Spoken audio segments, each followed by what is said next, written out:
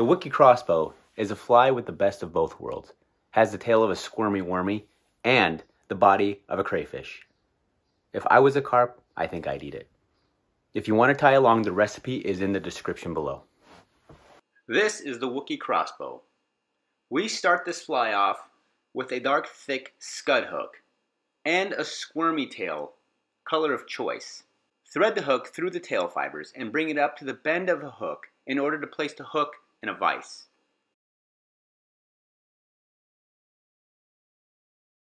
Now secure some thread to the hook.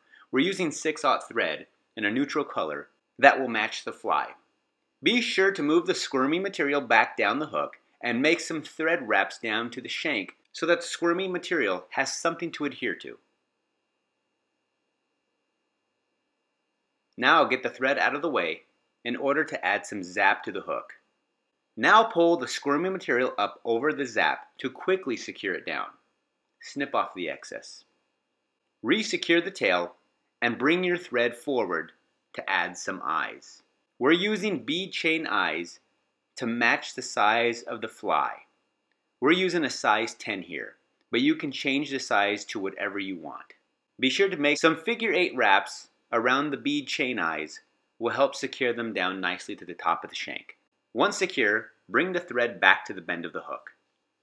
If you have a long piece of tail material, snip it down to about 2 times the length of the shank before adding the body material. The body is made out of a small Zonker squirrel strip. Bare a small part of the hide to secure it down. Once secure, adjacently wrap it forward. Notice that on every wrap, we are wetting our fingers to brush the squirrel fibers back before we make the next wrap. Once you're behind the eyes, part the fibers so that when you secure it down, you get the thread to the hide of the squirrel strip.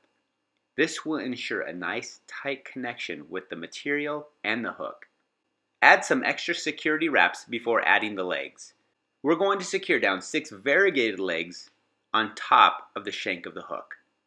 But not too tight. We still need to move the legs into position before really tightening the thread wraps. The legs should be evenly distributed around the fly, and once you have them looking right, secure it down with some nice tight wraps.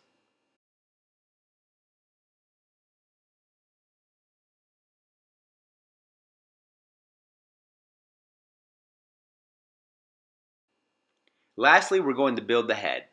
Use a dubbing of choice that matches the body of the fly. Dub it to your thread, and then begin wrapping behind the eyes.